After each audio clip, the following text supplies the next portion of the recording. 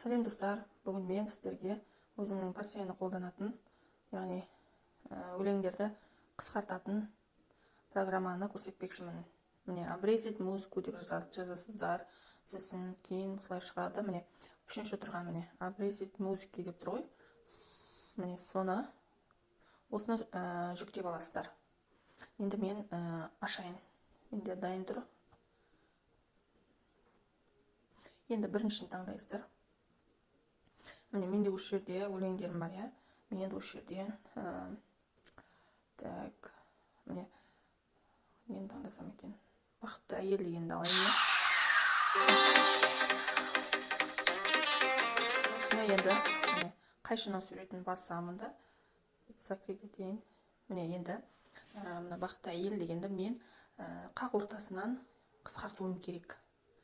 Міне, ол үшін міне, төбеде тұр, міне, көрдіңіздер ма? Өзіңіз бүйтіп тыңдап отырасыз. Бізге осы гүлдей құлпырған деген жері керек. Болды, осы жері ғана керек. Ол сол үшін артындағы не? Сосын енді осыны сақтауды көрсетейін. Міне, мына жерде 3 сызық тұр. Міне, көрдіңіздер ма?